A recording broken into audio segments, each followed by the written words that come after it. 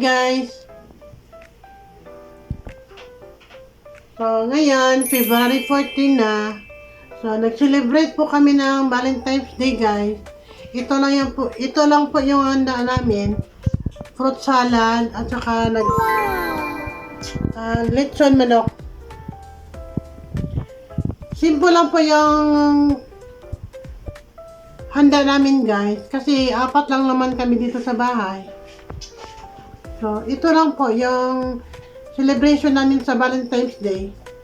By the way, guys, happy Valentine's Day pala sa inyong lahat. So, ngayon, nagsuot po ako ng pula. Kasi ito lang po yung damit ko na pula. Para pang Valentine's Day po, guys. So, mamaya, kakain kami.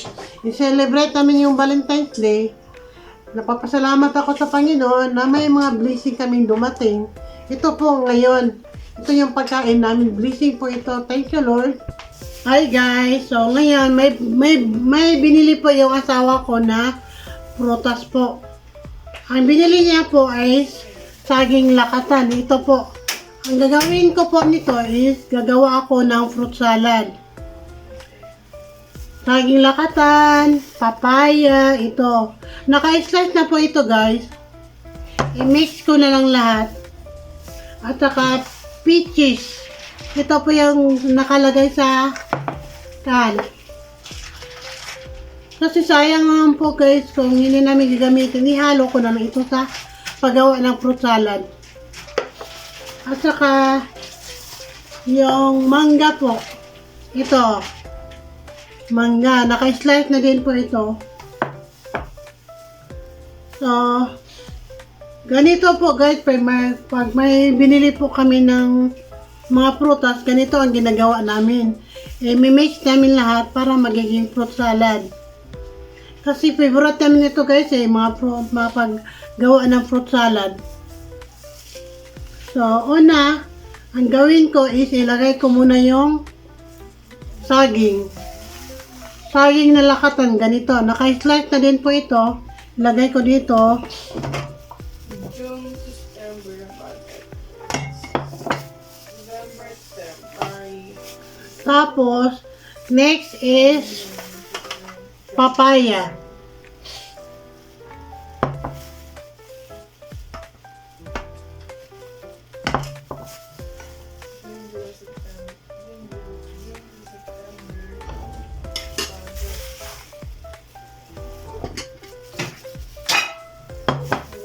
At saka, pangatlo is mangga. Ito po, mangga.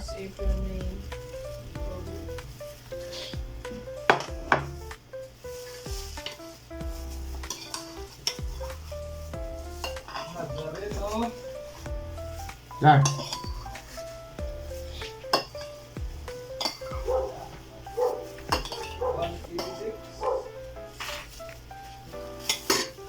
At saka yung pang-apat po,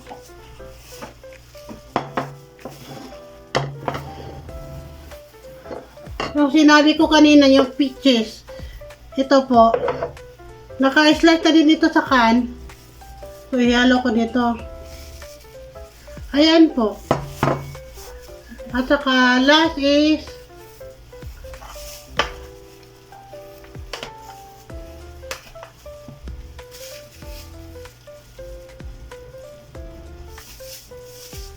ganito kami, guys, pag may mabili kami ng mga prutas, ginagawa namin ng fruit salad. Lalagyan lang namin ng ibap.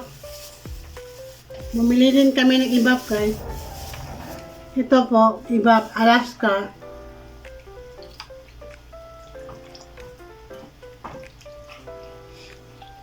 Alam nyo, guys, mahilig kami sa prutas.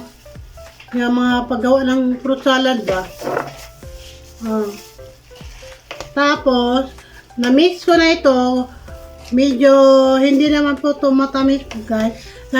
Pag halimbawa kung gagawa kayo nito, depende sa inyo kung ano ilalagay nyo. Sa amin, ibap. At saka, konting sugar lang. Brown sugar ang ginagamit namin. Pwede din kayong gumamit ng condensed po. At saka lagyan na ng all-purpose cream. para medyo malambot naman po, masarap kainin. Ayan po, nailagay ko na po yung iba. Magdagdag lang po ako ng konting sugar lang para may lasa po na ang mga prutas po.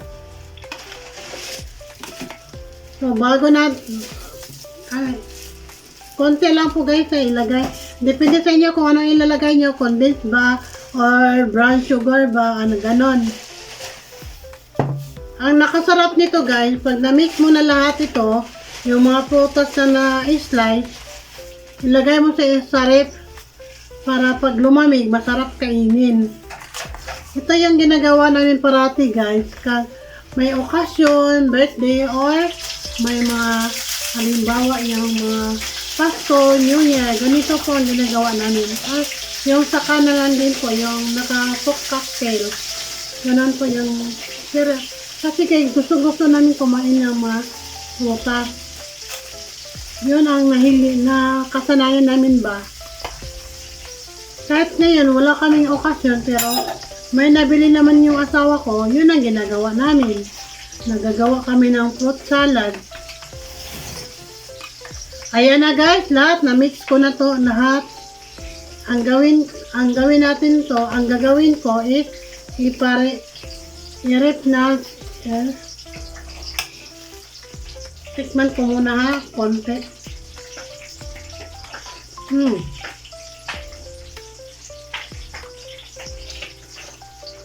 Tapos may asukal.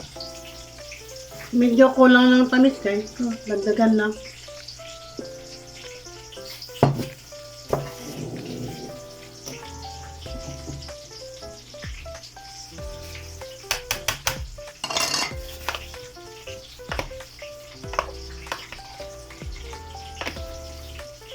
Ipakita sa camera ba? Nag-smake ito ba? Bitbita na, bitbita. Nag-mix ko. Pakita lang.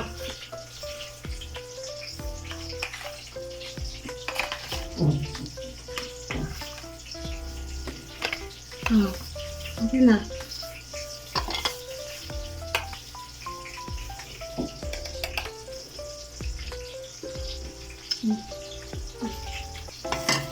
Okay na.